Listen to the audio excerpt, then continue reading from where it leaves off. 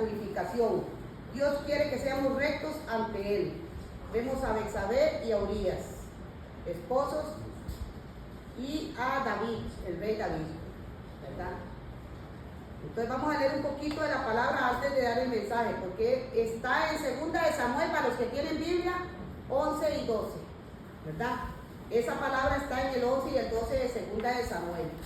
Dice David y Betsabé: aconteció en el año siguiente, en el tiempo que salen los reyes a la guerra, dice, que David envió a Joab y con él a sus siervos y a todo Israel, dice, y destruyeron a los amonitas y situaron Rabat, pero David se quedó en Jerusalén. Y sucedió un día, al caer la tarde, que se levantó David de su lecho y se paseaba sobre el terrado de su casa real, y vio desde el terrado a una mujer que se estaba bañando, la cual era muy hermosa, y envió David a preguntar por aquella mujer, y le dijeron: aquella es Betsabé, hija de Eliam, mujer de Urías el Eteo. Y envió David el mensajero, y la tomó y vino a él, y él durmió con ella. Luego ella se purificó de su inmundicia y se volvió a su casa, y concibió la mujer, y envió a hacerle saber a David diciendo: estoy encinta. Entonces David envió a decir a Joab: envíame a Urías el Eteo.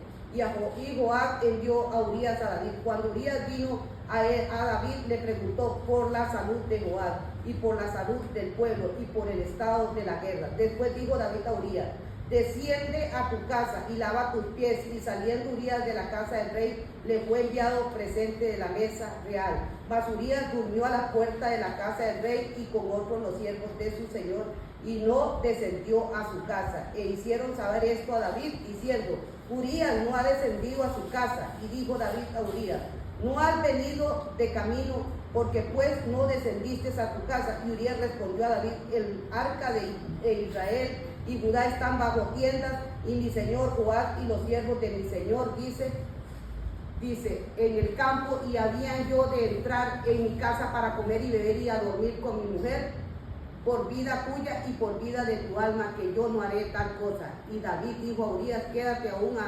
aquí aún hoy, y mañana te despacharé. Y se quedó Urías de Jerusalén aquel día y siguiente, y David lo convidó a comer y a beber con él hasta embriagarlo, y salió a la tarde a dormir en su cama con los siervos de su señor, mas no descendió a su casa.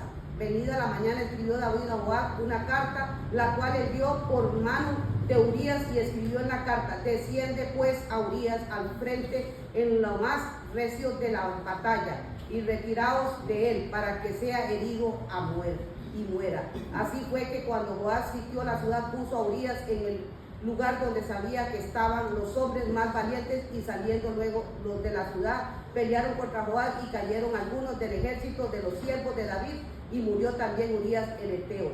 El Eteo. Entonces envió Joab e hizo saber a David todos los asuntos de la guerra.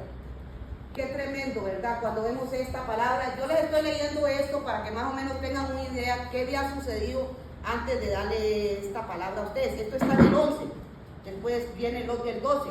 Entonces dice, al leer 2 Samuel capítulo 11 y 12, dice: documentos del pecado cometido por el rey David. Él concibió a Betsabé, una mujer casada con otro hombre, y abusó de su poder como rey para tomarla para sí. Luego planeó la muerte de su esposo Urías, dice, para ocultar su pecado.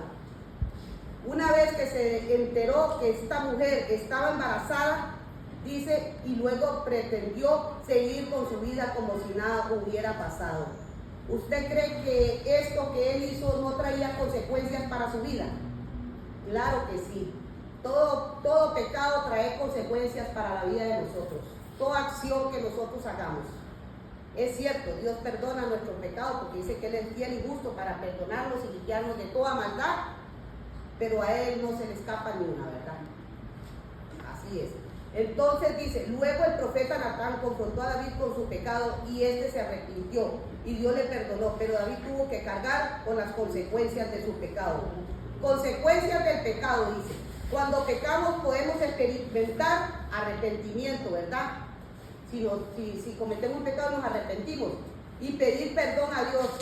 y Él es amplio para perdonar si confesamos nuestros pecados. Porque en 1 Juan 1:9 dice, Él es fiel y justo para perdonar nuestros pecados y limpiarnos de toda maldad. Pero eso no nos exime de vivir las consecuencias de nuestros errores, ¿cierto o no? Todo tiene consecuencias, los errores que cometamos, sean buenos o sean malos. No os engañéis, Dios no puede ser burlado, porque todo lo que el hombre sembrare, eso también segará, dice Gálatas 6:7. Al pecar, dice, perdemos algunas cosas buenas con Dios. Nos quiere dar, que Dios nos quiere dar, porque nos apartamos de su plan. Necesitamos comprender que Dios, como juez justo, no puede dejar nuestros pecados sin retribución. Dice, si bien Él les ofrece perdón, dice, en los méritos de Cristo, a través de la sangre de Jesucristo, Dios nos perdona de nuestros pecados, a través de su sangre, ¿verdad? Nos limpia de todo pecado, pero aún así nuestros pecados van a tener consecuencias, nuestros errores. David creyó que se había salido con la suya, pero las consecuencias le acompañaban mientras David se mantuvo impenitente y dice, y cayó su pecado. Fue un hombre atormentado su corazón y se entenebreció. Entonces, ¿traería consecuencias o no ese pecado? Dice que fue un hombre atormentado. ¿Por qué? Porque no podía dormir en las noches por causa de lo que él tenía en su corazón, ¿verdad? Por lo que él había cometido. Dice, esta naturaleza del pecado desagrada. El Salmo 32:3 dice, Él dijo, mientras callé, se envejecieron mis huesos, en mi gemir todo el día. Qué tremendo, dice, mientras callé, se envejecieron mis huesos. Eso es que cuando el pecado está ahí, ¿qué viene? Me duelen los huesos, me duele el cuerpo, me duele todo, porque viene una enfermedad a nuestro cuerpo, ¿verdad? Y es la enfermedad de la mente y el corazón, de que como estamos cometiendo errores, esos errores y esas cosas están aquí en nuestra mente y en nuestro corazón y acarrean cosas para nuestra vida, ¿verdad? David experimentó, dice, y el Salmo 32:4 continuó diciendo, porque de día y de noche se agradaron sobre mí tu mano, se volvió mi verdor en sequedades de verano. David experimentó las consecuencias del pecado en lo físico, dice. En lo físico fue en la salud, porque dice que mientras callé se envejecieron mis huesos, ¿verdad? Se envejecieron. Dice, y lo psicológico, la angustia, había angustia, aflicción en su corazón, ¿verdad? En lo social, pérdida de su reputación, y en lo espiritual, desgradación. Hasta el día de su muerte pagó por su pecado. No solo murió el niño concebido en adulterio, sino que el hijo a quien él amaba y en quien había pensado para suceder en el trono también murió.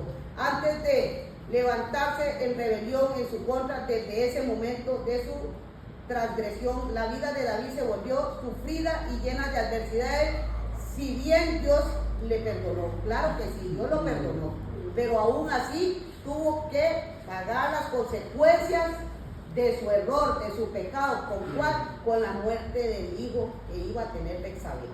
La vida de David es una clara evidencia de las consecuencias del pecado. Sin embargo, la Biblia nos enseña, dice, que aun cuando Dios permita que vivamos las consecuencias naturales de nuestros errores y pecados, en el proceso Él no nos deja solos.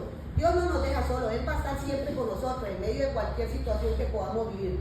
Recordemos que Él nos ama incondicionalmente y Él es infinitamente misericordioso. Y si nosotros nos arrepentimos y le buscamos y nos apoyamos en Él, saldremos victoriosos. ¿Por qué? Porque Él está dispuesto a perdonarnos, dice, Dios está dispuesto a perdonarnos, a lavarnos, a consolarnos y a vendar nuestras heridas. Darle firmeza a nuestro carácter y apoyarnos y restaurarnos. Dios está dispuesto en todas esas cosas en nuestras vidas. Ahora bien, estamos dispuestos nosotros a clamar a Dios y pedirle perdón por nuestras acciones, por nuestros pecados, aún sabiendo que ese pecado va a traer consecuencias a nuestra vida. Ahora bien, si David cometió graves pecados como el adulterio y el asesinato, David acudió a Dios con gran honestidad y quebrantamiento, suplicando perdón. Por eso es que dice que David era un hombre conforme al corazón de Dios, porque cuando él cometía un error, él llegaba a la presencia de Dios y no doblegaba sus rodillas, sino su corazón, y se humillaba y reconocía que le había fallado a Dios. Y eso es lo que le agrada a Dios de nosotros, que reconozcamos que Él es el que tiene el control absoluto de nuestras vidas. Y si nos humillamos ante su presencia, Él nos va a perdonar a nosotros de nuestros pecados. Dice que si confesamos, dice, nuestros pecados, dice, Él es fiel y justo para perdonarnos y limpiarnos de nuestra maldad. Nosotros tenemos que confesarle a Dios todos nuestros pecados, ¿verdad? Y vemos Gálatas 6:7 que dice, no os engañéis, Dios no puede ser burlado, porque todo lo que el hombre segare, eso también lo echará. David fielmente salió victorioso del proceso. En David encontramos un modelo de arrepentimiento y reconciliación con Dios. David nos enseña algunos pasos para restaurar nuestra relación con Dios una vez que pecamos. Y lo vimos en el Salmo, en ese que decía que mientras callé, mis huesos se envejecieron. Pero cuando él confesó, ¿qué trajo? Trajo libertad a su corazón, porque se humilló delante de la presencia de Dios y reconoció que le había fallado. Dime, Laura. Eso es como cuando la mujer aquella ve a los hombres en aquel tiempo, era que ella matara a aquella mujer, ¿verdad? Pero Cristo Jesús en su misericordia la volvió a ver y le dijo, vete y no peques más porque no me ha agradado lo que has hecho. Pero aún así Cristo Jesús vea, y lo mismo pasó con ¿Pero qué le dijo el Señor? que nunca más se vete y no peques más. Que se arrepintiera de corazón. Aquel que esté limpio del pecado, dice, que arroje su primera piedra. ¿Y quién lo hizo? Uno. ¿Verdad? Pero ¿qué nos dijo él en esa enseñanza? Vete y no peques más. ¿Verdad? ¿Por qué? Porque muchas veces nosotros no entendemos que Dios quiere obrar en nuestras vidas. Dime, David. Y por eso hay que limpiar nuestra casa, pero debemos de empezar por nosotros mismos. Así es. Amén. ¿Y cuál es tu casa? Dice que tú eres el templo del Espíritu Santo de Dios. Y si el templo del Espíritu Santo de Dios habita en nosotros, ¿qué tenemos que hacer? Arrepentirnos cada día. Limpiarnos cada día de nuestros pecados, de nuestra maldad. Porque todos los días le fallamos al Señor. Ya vamos a terminar con esto. Voy a leer una carrita esto para que terminemos. Dice, Natán amonesta a David en el 12. Jehová envió a Natán a David y vinieron a él y le dijo, habían dos hombres en una ciudad, el uno era rico y el otro era pobre. El rico tenía muchas ovejas y vacas, pero el pobre no tenía nada más que una sola corderita que él le había comprado, y el criado que había criado con él y con su hijo juntamente, comiendo de su bocado y bebiendo de su vaso y durmiendo en su seno, y la tenía como una hija. Y vino uno de camino al hombre rico, y éste no quiso tomarla de sus ovejas y de sus vacas para guisar para el camino, al caminante que había venido a él, sino que tomó la oveja de aquel hombre, escuchen ahí, sino que tomó la oveja de aquel hombre pobre y la preparó para aquel que había venido a él. Entonces se encendió el furor de David en gran manera contra aquel hombre y dijo a Natán, escuchen cómo se actuó con sus mismos dichos de su boca. Vive Jehová, que en él está, que hizo, dice, que tal hizo es digno de muerte y debe pagarlas por la cordera con cuatro tantos, porque hizo tal cosa y no tuvo misericordia. Entonces dijo Natán a David, tú eres aquel hombre, así que ha dicho Jehová, Dios de Israel, yo te ungí por rey sobre Israel, te libré de la mano de Saúl y te di la casa de tu señor y a las mujeres de tu señor en tu seno. Además te di la casa de Israel y de Judá, y si esto no fuera así poco, te había añadido mucho más, porque pues tuviste en poco la palabra de Jehová, haciendo lo malo delante de sus ojos. Aún Urías el Eteo heriste a espada y tomaste por mujer a su mujer, y a él lo mataste con la espada de los hijos de Amón, por lo cual ahora no se apartará jamás de tu casa la espada, por cuanto me menospreciaste y tomaste la mujer de Urías el Eteo, que fue, dice que fuese tu mujer, así ha dicho Jehová, y aquí yo haré levantar el mal sobre ti de tu misma casa, y tomaré tus mujeres delante de tus hijos y la daré a tu propio, el cual ya será con tus mujeres a la vista del Seol. ¿Vio qué tremendo? Qué tremenda la palabra. ¿Qué le trajo a él? Consecuencias. Usted vio qué bonito que habló él cuando él estaba hablando diciendo que ese hombre debía ser castigado y todo eso. ¿Y quién era ese hombre? Era el mismo rey David. Por el error que había cometido, su error trajo consecuencias para su vida. Entonces eso es una pequeña reflexión de la palabra que les traía, donde Dios lo que quiere es que nosotros entreguemos nuestras áreas al Señor y le digamos al Señor: Señor, heme aquí, Señor, haz lo que tengas que hacer. Si en algo te he fallado, si he cometido algún error, si he cometido algún pecado, hoy te entrego estas áreas de mi vida que no te agradan de mí, y lávame con tu sangre preciosa, líbrame de mi pecado y de toda mi maldad. En el nombre de Jesús.